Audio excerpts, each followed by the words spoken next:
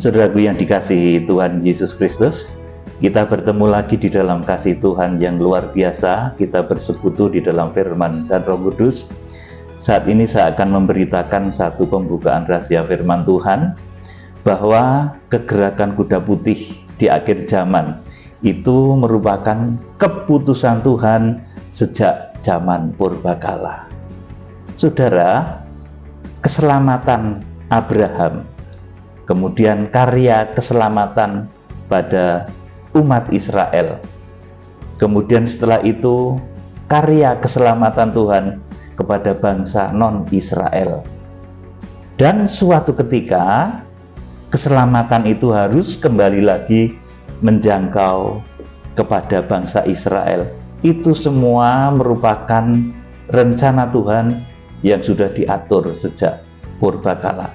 Kita akan membaca di dalam kitab Yesaya, kitab Nabi Yesaya pasal 46 ayat 8 sampai 13.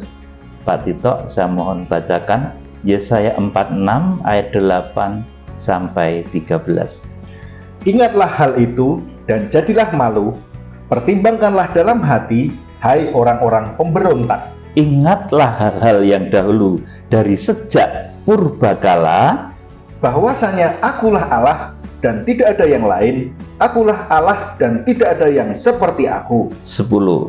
Yang memberitahukan dari mulanya hal yang kemudian, dan dari zaman purbakala apa yang belum terlaksana, yang berkata, keputusanku akan sampai dan segala kehendakku akan kulaksanakan. Amin. Ya, jadi saudaraku, di sini bahwa Tuhan pencipta langit dan bumi itu adalah Tuhan yang bisa memberitahukan dari mulanya hal-hal yang kemudian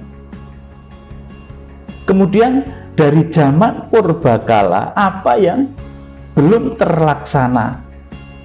Jadi Tuhan itu bisa memberitahukan baik zaman purbakala ataupun segala sesuatu yang belum terlaksana. Tuhan itu bisa memberitahukan hal itu. Saudara, dan mengenai karya keselamatan, pertama tentunya keselamatan itu melalui Bapak Abraham, itu Bapak iman kita. Kemudian melalui Israel, saudaraku, keselamatan melalui ibadah zaman Israel, melalui tabernakel, saudaraku. Kemudian sesudah itu, saudaraku, keselamatan melalui Tuhan Yesus, itu yang akhirnya justru beralih dari bangsa Israel kepada kita semua, saudaraku. Dan itu semua direka oleh Tuhan. Dan suatu ketika keselamatan karena Yesus Kristus yang kita miliki itu harus kembali menjangkau bangsa Israel. Sudah ngerti, saat ini bangsa Israel banyak yang tidak percaya kepada Tuhan Yesus, bahkan menolak Tuhan Yesus. Hukum-hukum di sana, roda hukum di sana mulai menghalangi beberapa penginjilan, bahkan penginjilan menjadi semakin susah. Saudaraku yang dikasihi Tuhan, jadi rencana Tuhan di dalam kegerakan kuda putih, di mana keselamatan itu harus kembali kepada bangsa Israel, itu merupakan keputusan Tuhan sejak purbakala. Bahkan hadirnya tokoh-tokoh yang akan dipakai oleh Tuhan untuk kegerakan besar, kegerakan kuda putih menjangkau bangsa Israel, yang diantaranya disebut sebagai 7 bintang yang digenggam di tangan kanan Tuhan Yesus Kristus. Kemudian satu tokoh besar lagi yang disebut sebagai malaikat yang berwajah matahari di Wahyu pasal yang ke-10 ayat 1 sampai 4. Itu semua merupakan karya keselamatan, keputusan Tuhan sejak purbakala. Dilanjutkan sekarang ayat 11. Yang memanggil burung buas dari timur dan orang yang melaksanakan putusanku dari negeri yang jauh. Aku telah mengatakannya, maka aku hendak melangsungkannya. Aku telah merencanakannya, maka aku hendak melaksanakannya. Amin. Sampai di sini dulu. Aku yang memanggil burung buas dari timur. Ini berulang kali saya sampaikan, bahasa aslinya itu ayit ya. Memang orang Israel nggak ngerti nama Garuda, saudaraku, dan Saudaraku, di dalam iman saya yakin, dan ini menunjuk kepada bangsa Indonesia bahwa kegerakan yang sulit ini, saudaraku, di mana kegerakan kuda putih itu sudah saya sampaikan, itu bukan terjadi di tengah-tengah suasana yang enak. Itu nanti akan terjadi di tengah-tengah suasana perang, di tengah-tengah suasana bencana, dan berbagai macam kesulitan dunia. Saudara, jadi yang memanggil burung buas dari timur, saudaraku, ini nanti menunjuk kepada bangsa Indonesia yang akan dipakai oleh Tuhan untuk karya keselamatan, mengembalikan Injil itu kepada Israel. Saudaraku, berulang saya sampaikan, saudaraku, kalau menginjil kepada non Israel itu begitu mudah, saudaraku. Saudara menginjil ke Brazil itu mudah, ke Afghanistan itu nggak terlalu susah, ke Afrika juga tidak terlalu susah. Makanya kalau sudah melihat pertobatan di Afrika massal seperti itu luar biasa ya, saudaraku, karena itu tidak terlalu susah. Tetapi ketika nanti saudaraku terjadi kegerakan kuda putih ini, saudaraku, itu menginjil bangsa Israel loh, saudaraku. Saudara ngerti bangsa Israel itu seperti apa? Nggak bisa ditakut-takuti dengan apapun, saudaraku. Nggak bisa, mereka kaya, mereka cerdas, saudaraku. Dan kita harus memenangkan mereka, kita harus menginjili mereka, di mana produk hukum di sana sedang bahkan menjauh dari kegerakan ini, saudaraku. Oleh karena itu, lewat kekuatan Tuhan yang luar biasa, dimunculkannya tokoh-tokoh yang dahsyat seperti 7 bintang, seperti malaikat yang berwajah matahari.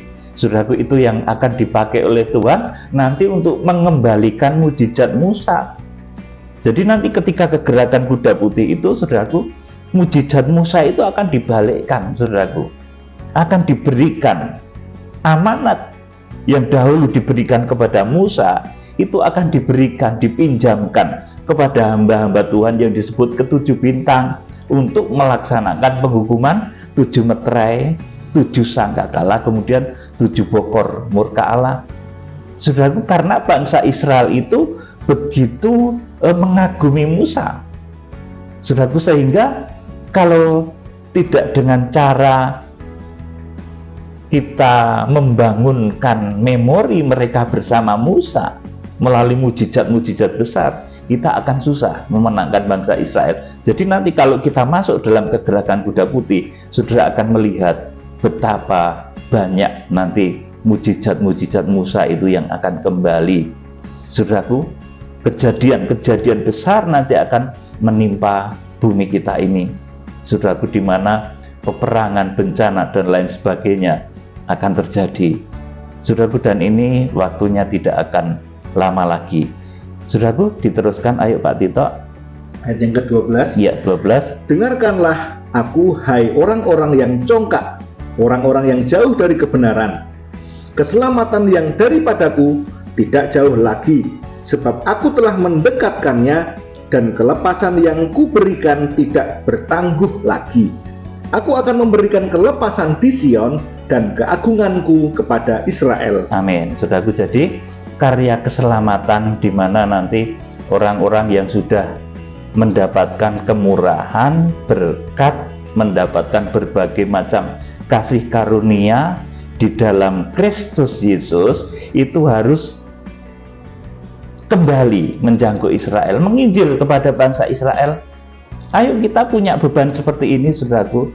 Memang ini susah, mungkin orang berkata, saudaraku, susah menginjil Israel itu, saudaraku. Israel itu nggak takut, saudaraku, dengan, maaf ya, dengan tanda kutip, dengan agama apa saja, itu nggak takut, saudaraku. Sudah melihat di berbagai berita itu. Apalagi, saudaraku, kita harus menginjil bangsa Israel, di mana Israel itu dikatakan di dalam satu ayat merupakan seteru Allah oleh karena Injil. Saudaraku, itu harus kita jangkau loh, saudaraku.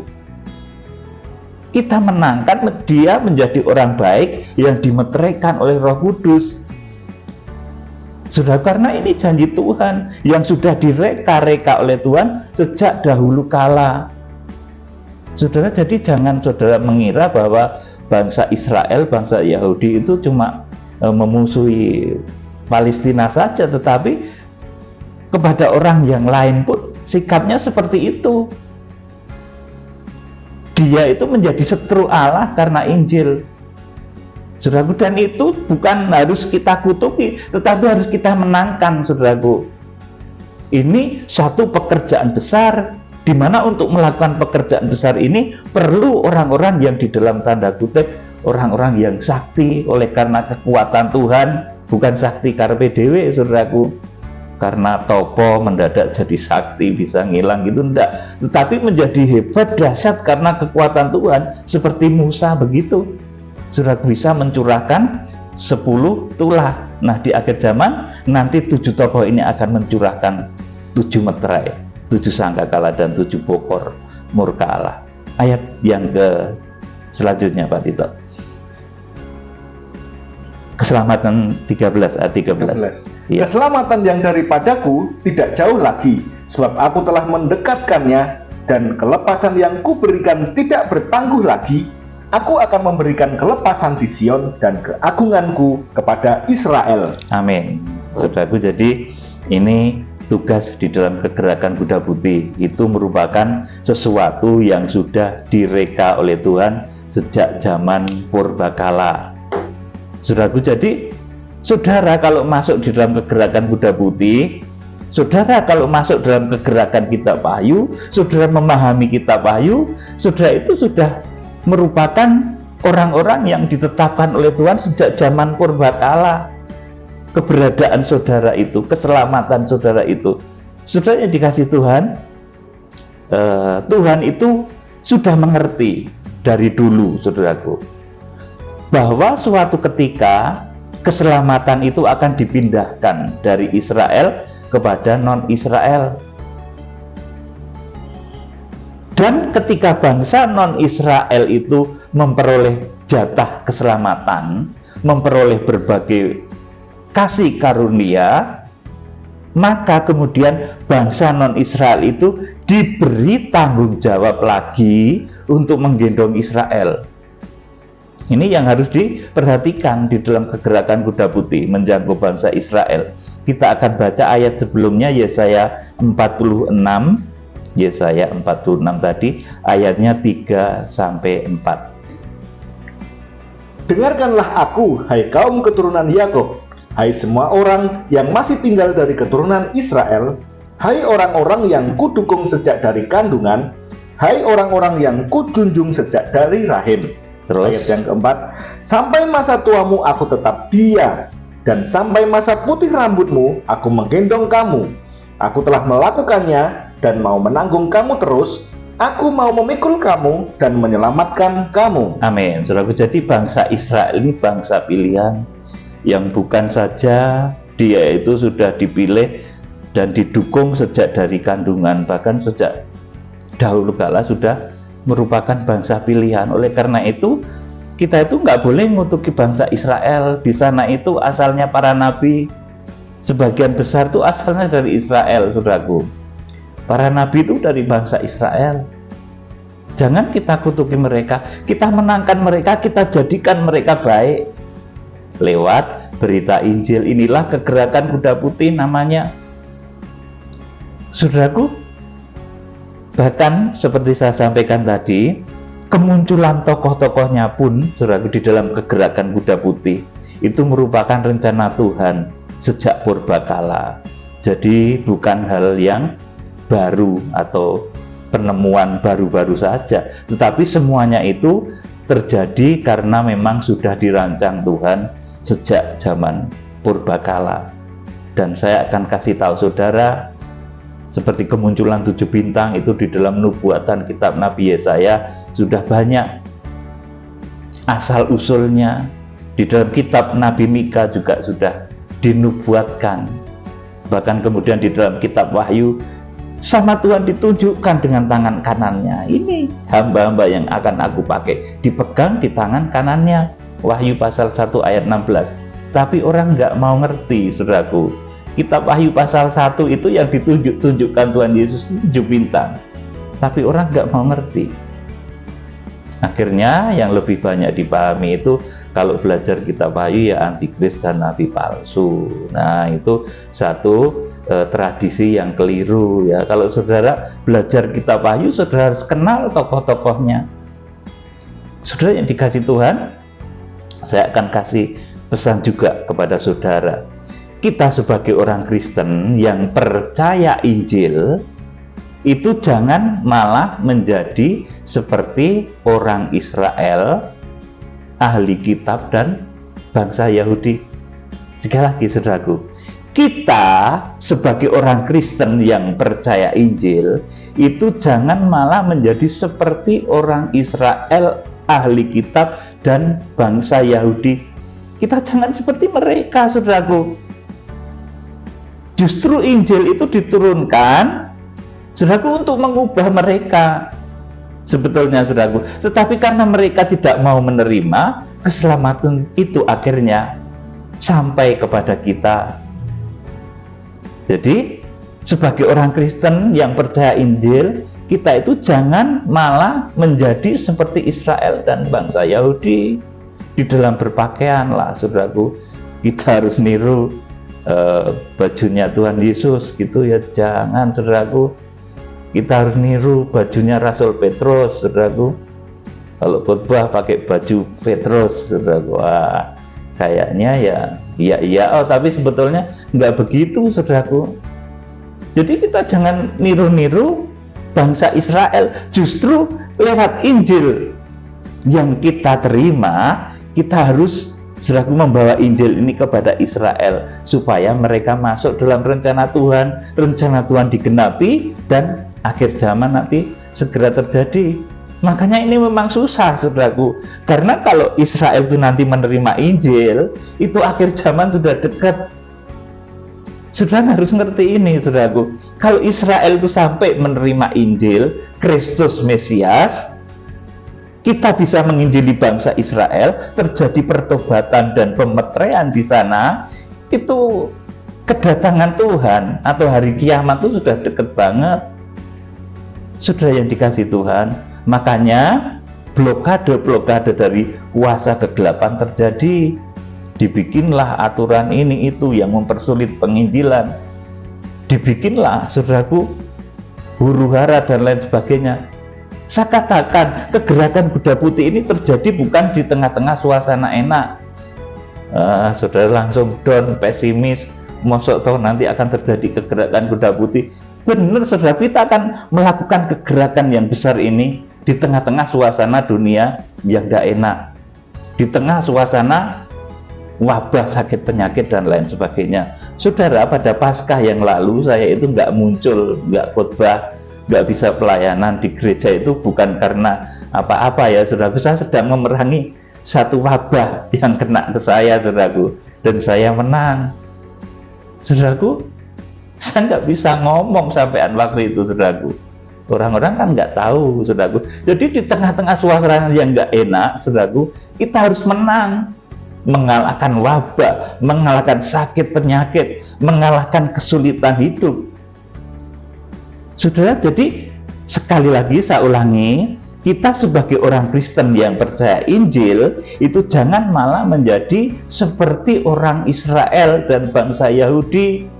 Nah, kalau orang itu menjadi seperti bangsa Israel dan orang-orang Yahudi, kerinduan mereka yang membangun bait Allah yang seperti dibangun oleh Raja Salomo. Dan kalau itu dibangun, ya memang rencana Tuhan digenapi juga, saudaraku.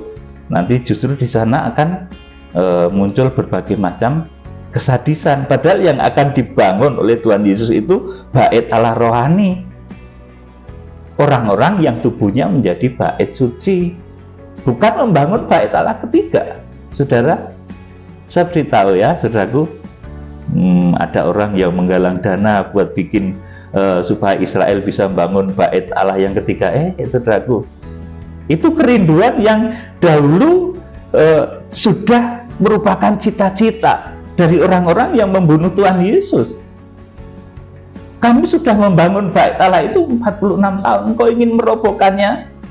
Dan setelah bait suci itu betul-betul roboh, oleh Jenderal Titus. Mereka sekarang punya kerinduan lagi bangun bait suci itu. Saudaraku, itu bangunan bait suci yang dahulu, saudaraku, merupakan cita-cita, merupakan kebanggaan dari orang-orang yang menyalibkan Tuhan Yesus. Bahkan dalam satu delik aduan yang membuat Tuhan Yesus itu disalibkan, salah satunya adalah karena Tuhan ngomong, rombak bait Allah ini.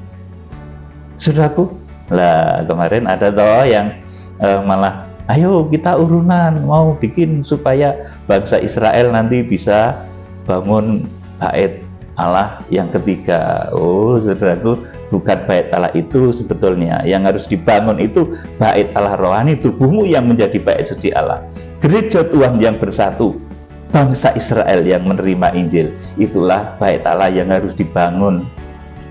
Saudara yang dikasihi Tuhan, jadi sebagai orang yang percaya Kristus, percaya Injil, itu jangan malah menjadi seperti orang Israel, bangsa Yahudi. Kalau ibadah harus pakai baju-baju khusus, ya ibadah ya sudahlah, gini saja jas, saudaraku. Nah, kadang saya itu lupa, kemarin pakai jas warna pink, sekarang pakai pink lagi. Ada yang komentar, wah bajunya Pak Peter cuma satu warna pink, saudaraku. Ya enggak, saya itu lupa, saudaraku. Kadang ya seperti itu, saudaraku. Kita itu kalau beribadah nggak usahlah meniru-niru liturginya orang Israel, karena memang ibadah kita itu ibadah Injil, saudaraku. Bukan ibadah seperti ibadahnya bangsa Israel. Saudaraku, pada mungkin bajunya imam besar dahulu, saudaraku, kalau ibadah harus pakai baju pakaian imam seperti imam ataupun imam besar, pakai ini apa namanya, tali kepala, ulah jamang, saudaraku, kemudian pakai gamis. Wah ya nanti lucu, saudaraku, lucu betul, saudaraku. Bukan itu yang dikehendaki Tuhan.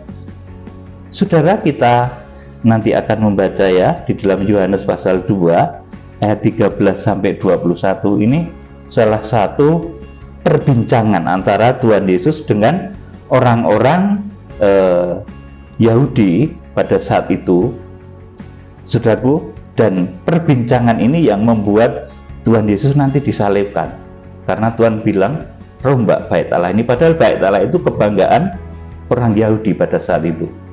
Saudara bayangkan ini, Tuhan itu kendel banget. Yohanes pasal 2 ayat 13 sampai 21, Pak Tito bacakan. Yesus menyunjukkan bait Allah. Ayat yang ke-13. Ketika hari raya Paskah orang Yahudi sudah dekat, Yesus berangkat ke Yerusalem. Dalam bait suci didapatinya pedagang-pedagang lembu, kambing domba, dan merpati, dan penukar-penukar uang duduk di situ. Ia membuat cambuk dari tali, lalu mengusir mereka semua dari bait suci dengan semua kambing domba dan lembu mereka. Uang penukar-penukar dihamburkannya ke tanah, dan meja-meja mereka dibalikannya. Kepada pedagang-pedagang merpati ia berkata, ambillah semuanya ini dari sini, jangan kamu membuat rumah Bapakku menjadi tempat berjualan. Ayat yang ke-17, maka teringatlah murid-muridnya bahwa ada tertulis, cinta untuk rumahmu menghanguskan aku. Ayat 18, perhatikan baik-baik. Orang-orang Yahudi menantang Yesus, katanya, tanda apakah dapat engkau tunjukkan kepada kami bahwa engkau berhak bertindak demikian? Jawab Yesus kepada mereka, rombak bait Allah ini, dan dalam 3 hari aku akan mendirikannya kembali.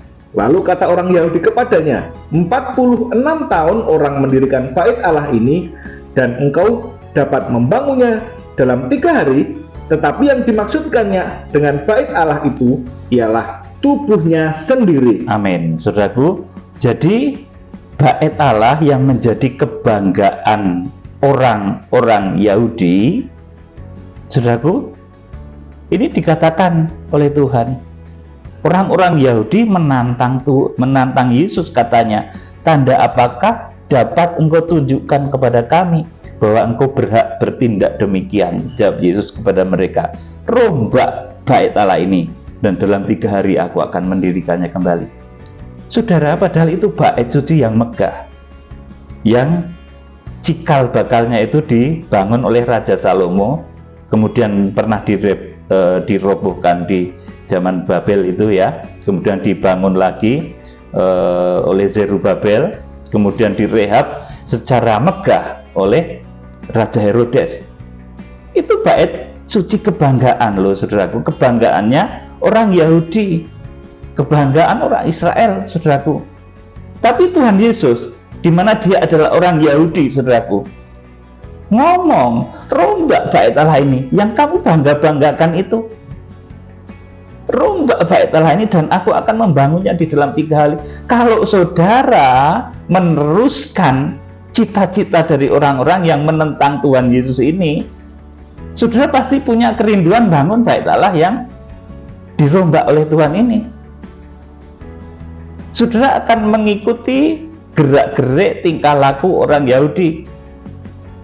Tetapi kalau saudara mengikuti Injil, mengikuti Tuhan Yesus Kristus, pasti saudara akan menjadi orang yang lemah lembut. Saudara akan menjadi orang yang baik, diurapi Roh Kudus, percaya kepada Tuhan Yesus, dan suatu ketika akan menjangkau bangsa Israel yang dahulu menyalibkan Tuhan Yesus gara-gara Tuhan Yesus mau merombak bait Allah.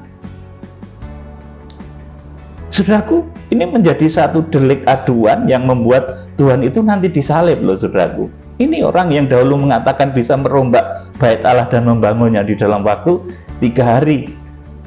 Saudara yang dikasihi Tuhan Yesus, jadi saya ulangi lagi, kalau kita menjadi orang Kristen yang percaya Injil, kita itu jangan seperti orang Yahudi yang cita-citanya membangun bait Allah secara jasmani. Bait Allah yang ketiga, saudara, ini sudah dipersiapkan oleh orang Yahudi. Nah, saudara malah mau mendukung itu, gitu. Apa saudara mau mendukung kegerakan kuda putih? Kalau saudara mendukung kegerakan kuda putih, saudara mendukung Tuhan Yesus yang sedang akan menjangkau orang-orang yang dahulu menolaknya. Ayo, dukung kegerakan kuda putih. Saudara akan melihat kuasa mujizat yang luar biasa. Amin.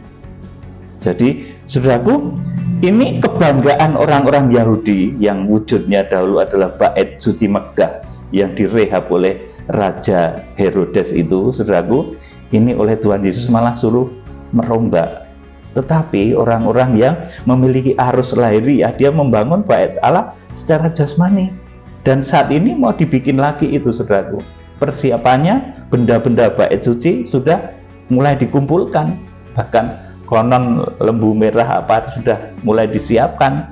Konon orang-orang yang mempunyai DNA Lewi juga sudah dipersiapkan. Saudaraku, nah apa kalau itu nanti terbentuk, saudaraku, itu jadi sesuatu yang bagus. Saudara, perhatikan nanti di dalam kitab Injil Matius bahwa nanti suatu ketika pembinasa keji itu duduknya di bait suci.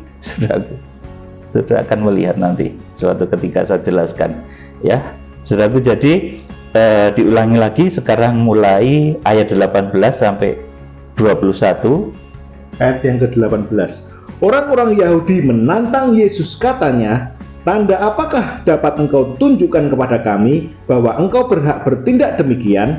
Jawab Yesus kepada mereka, "Rombak bait Allah ini, dan dalam waktu 3 hari aku akan mendirikannya kembali." Lalu kata orang Yahudi kepadanya, 46 tahun orang mendirikan bait Allah ini, dan engkau dapat membangunnya dalam 3 hari.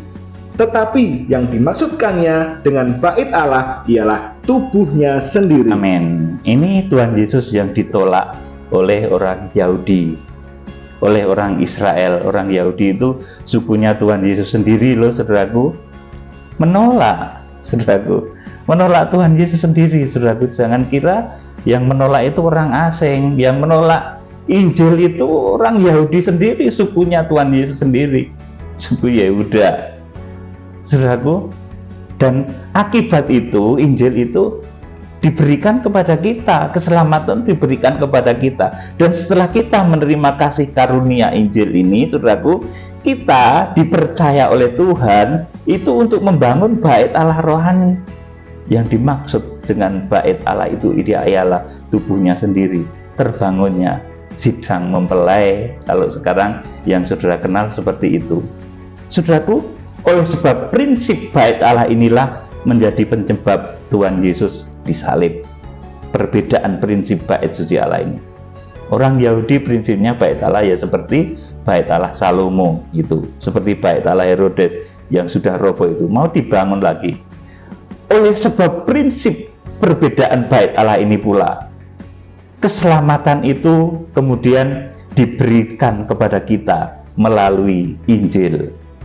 Dan oleh karena Injil, Israel ditulis oleh Alkitab menjadi seteru Allah. Perhatikan baik-baik, ini tertulis di dalam kitab Roma pasal yang ke-11 ya. Roma 11 ayat yang ke-25 sampai 31. Pak Tito, bacakan. Penyelamatan Israel. Iya, penyelamatan Israel judulnya. Jadi kegerakan kuda putih di akhir zaman itu yang sudah direka-reka oleh Tuhan sejak dahulu kala, di mana tokoh-tokohnya pun sudah direka-reka Tuhan, sudah direncanakan Tuhan sejak dahulu kala, sejak zaman purba kala. Bahkan arah kegerakannya pun sudah ditunjukkan oleh Tuhan sejak dahulu kala. Saudaraku, ayo dibacakan. Ini penyelamatan Israel. Sebab saudara-saudara, supaya kamu jangan menganggap dirimu pandai, aku mau agar kamu mengetahui rahasia ini. Sebagian dari Israel telah menjadi tegar, sampai jumlah yang penuh dari bangsa-bangsa lain telah masuk. Amin. Cukup di sini dulu. Jadi surga itu ada ukurannya, saudaraku. Memang ada satu ayat, beritakanlah Injil ke seluruh penjuru bumi, tetapi rupanya sebagian dari Israel telah menjadi tegar sampai jumlah yang penuh dari bangsa-bangsa lain masuk. Ini akhir penginjilan itu letaknya di sini. Kalau bilangan orang selamat dari bangsa-bangsa non-Israel, dari bangsa Zaitun liar, dari bangsa-bangsa lain itu sudah masuk, sudah genap, maka Tuhan akan kembali menyayangi Israel dalam kegerakan kuda putih. Dan ini, saudaraku, yang dipakai itu kita. Topang kegerakan kuda putih. Saudara jangan malah menopang pembangunan bait Allah jasmani yang di Israel itu. Saudaraku, keliru loh saudaraku, betul saudaraku. Tuhan saja ngomong rombak bait Allah ini, dan aku akan membangunnya di dalam 3 hari. Ayo sekarang topang kegerakan besar di akhir zaman, di mana Tuhan akan membangun bait sucinya. Tuhan akan menyayangi kembali Israel di dalam kegerakan kuda putih ini. Saudaraku, sebagian dari Israel telah menjadi tegar sampai jumlah yang penuh dari bangsa-bangsa lain telah masuk. Ayat 26. Dengan jalan demikian, seluruh Israel akan diselamatkan, seperti ada tertulis, dari Sion akan datang penebus. Ia akan menyingkirkan segala kefasikan dari Yakub. Amin. Saudaraku, ini ayat menyatakan dengan jalan demikian seluruh Israel akan diselamatkan. Dalam kegerakan kuda putih ini, saudaraku, cirinya itu bukan 1-2 orang diselamatkan dari bangsa Israel, dari suku-suku Israel. Kalau cuma 1 dan 2 itu di Amerika sudah banyak orang Yahudi yang terima Tuhan Yesus, itu sudah banyak. Saudaraku, tetapi ini akan terjadi model pertobatan massal di Israel itu. Nah, untuk membuat Israel tobat secara massal, saudaraku, ini perlu perjuangan berat dan orang sudah pesimis. Saya kadang heran, saudaraku, konglomerat besar, saudaraku, hartanya bertriliun-triliun, tetapi kalau sudah melihat kegerakan kuda putih itu takut, saudaraku. Ya takut, secara fisik takut, karena bangsa Israel itu dahsyat luar biasa. Pakar-pakar ada di sana. Tetapi kalau firman Tuhan yang mengatakan, saudaraku, secanggih apapun mereka, saudaraku, sehebat apapun, sekaya apapun, nanti kalau sudah mujizat Musa itu dikembalikan lewat kegerakan kuda putih, lewat diutusnya 7 tokoh ini, saudaraku, mereka nanti akan melihat, oh itu ternyata dahulu yang dilakukan Musa. Kenapa sekarang muncul dari hamba-hamba Tuhan dari Indonesia? Oh itu yang dilakukan nabiku, junjunganku Musa. Kenapa sekarang ada di Cina? Kenapa sekarang muncul dari Amerika? bangsa Israel nanti akan menjadi cemburu, dikatakan oleh Alkitab seperti itu. Kalau tentang kekayaan mereka nggak cemburu, mereka super kaya, saudaraku. Tentang kegantengan, kecantikan mereka ya ganteng-ganteng, cantik-cantik, wong cucunya para nabi. Saudaraku, tentang hikmat, tentang kepintaran, mereka nggak kalah pinter. Saudaraku, mereka sangat pakar, bahkan berbagai macam ilmu pengetahuan ini yang menguasai sebagian besar bangsa Israel, baik tentang ilmu-ilmu IT, ilmu-ilmu kesehatan. Saudaraku, itu bangsa Israel andil besar di dunia ini, saudaraku. Nah, untuk membuat mereka itu bertobat, cemburu, itu nanti dengan hadirnya mujizat Musa kembali lewat diutusnya ke-7 bintang. Saudaraku, mereka akan mengembalikan mujizat Musa. Turun hujan es, saudaraku, yang besar, luar biasa. Terjadi, saudaraku, lautan air menjadi darah. Saudaraku, terjadi gempa yang besar lewat ucapan mulut hamba-hamba Tuhan yang diurapi itu. Nanti mereka akan terjepit bahkan lewat peperangan, karena salah satu ucapan dari tokoh akhir zaman itu nanti akan menjadikan atau mengakibatkan dunia ini dilanda perang dunia yang ketiga. Korbannya 1/4 penduduk bumi, tertulis dalam Wahyu pasal yang ke-6 ayat 7 dan 8. Saudaraku, luar biasa untuk menggencet Israel supaya angkat tangan. Betul, aku takluk tobat, aku menerima Kristus Mesias. Dulu nggak diterima nih Tuhan Yesus nih, saudaraku, ditolak. Saudara, jadi kita akan baca ayat selanjutnya. Sekarang ayat 26 lagi dan selanjutnya. Dengan jalan demikian, seluruh Israel akan diselamatkan, seperti ada tertulis, dari Sion akan datang penebus, ia akan menyingkirkan segala kefasikan daripada Yakub. 27, perhatikan baik-baik. Dan inilah perjanjianku dengan mereka, apabila aku menghapuskan dosa mereka. 28. Mengenai Injil mereka adalah seteru Allah oleh karena kamu, tetapi mengenai pilihan mereka adalah kekasih Allah oleh karena nenek moyang. Amin. Saudaraku, jadi mengenai Injil itu apa, saudaraku, yang disampaikan Tuhan Yesus? Mereka nggak terima sampai saat ini sebagian besar, saudaraku. Dan inilah perjanjianku dengan mereka apabila aku menghapuskan dosa mereka. Mengenai Injil itu yang kita percaya saat ini, saudaraku. Kita percaya Injil, kita menerima Roh Kudus. Nah, orang yang menerima Injil dan menerima Roh Kudus itu, saudaraku, menjadi seterunya bangsa Israel. Sampai saat ini, sampai nanti suatu ketika bangsa Israel itu kita menangkan dalam kegerakan kuda putih, terjadi pertobatan nasional, pertobatan massal, model pertobatan massal di sana. Dengan tanda nanti secara hurufiah digambarkan ada 144.000 orang yang dimeteraikan dari suku-suku di Israel. Wahyu pasal 7 ayat 5 itu. Saudaraku yang dikasih Tuhan, jadi lewat perjanjian Tuhan yang sudah dirancang sejak zaman purbakala itu, saudaraku, mengenai Injil, Israel itu seteru, musuh, saudaraku. Seteru itu musuh. Jadi jangan saudara menganggap bahwa yang dimusuhi oleh Israel itu cuma saudara kita umat Muslim, umat orang Palestina. Enggak, saudaraku. Dengan Injil loh, Israel Yahudi itu seteru Allah.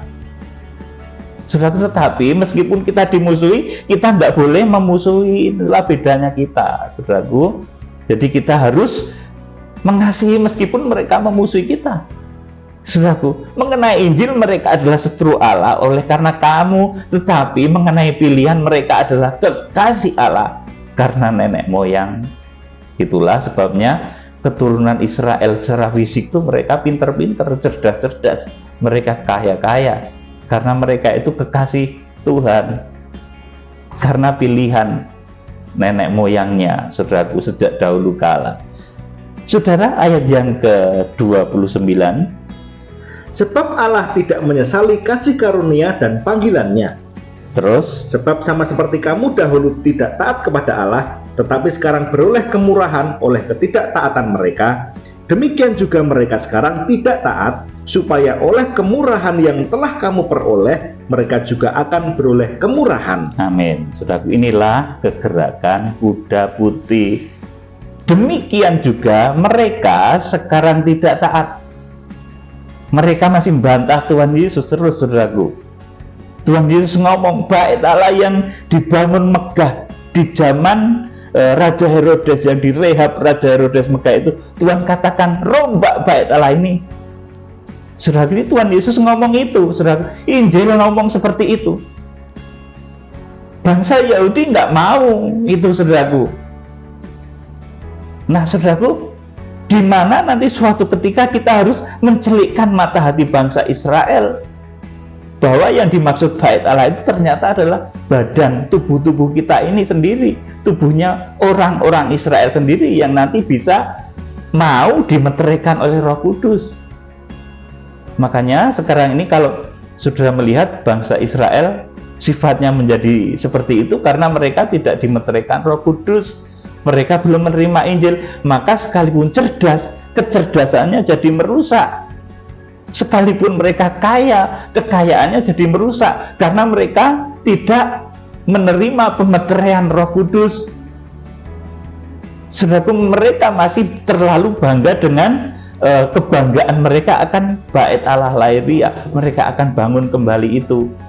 Dan nanti memang ya terlaksana. Tetapi ketika terlaksana itulah nanti firman Tuhan digenapi.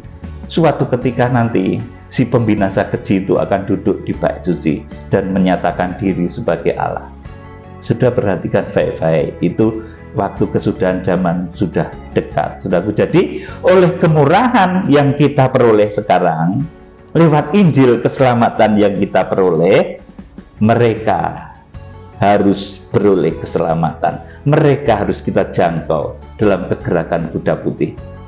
Kita akan membawa orang-orang Kristen dari seluruh penjuru bumi ini, saudaraku, menyadari bahwa yang sebetulnya sedang dibangun oleh Tuhan itu bait Allah rohani, yaitu tubuh-tubuh manusia yang menjadi rumah Allah, menjadi bait suci. Saudaraku, hati yang ditulisi oleh firman yang hidup, bukan firman yang ditulis di atas kertas, tetapi firman yang ditulis di dalam hati, itu yang menjadikan manusia bait suci Allah. Itulah yang disebut Injil yang kekal. Kalau Injil yang merupakan buku itu, saudaraku, itu bukan Injil yang kekal, saudaraku. Itu Injil lahiriah, disobek ya sobek, dibakar ya terbakar. Tetapi Injil yang kekal itu adalah firman yang tertulis di hatimu, yang nanti di Wahyu pasal 14 ayat 6 itu dikatakan ada seorang malaikat terbang di tengah-tengah langit sambil memberitakan Injil yang kekal.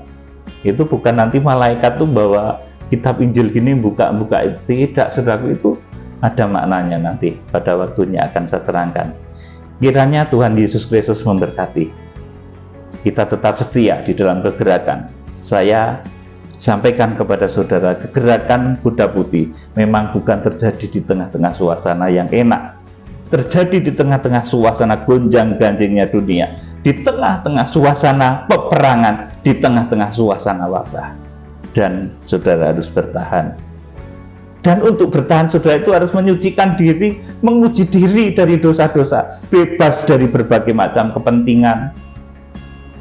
Saudara, kalau saudara cita-citamu lahiriah, ya saudara nggak akan bisa menemukan sesuatu yang mulia. Tetapi kalau saudara ingin mengerti rahasia Tuhan, disertai kekuatan Tuhan, saudara harus betul-betul menyucikan diri, menyucikan keinginan, menguji diri, sampai saudara itu melakukan kehendak Kristus.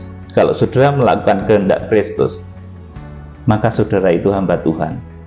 Saudara akan dipakai oleh Tuhan secara luar biasa di akhir zaman untuk menjadi pelaksana dari kegerakan kitab Wahyu. Salam penuaian, Tuhan Yesus Kristus, Imam Besar Agung, memberkati. Haleluya. Amin.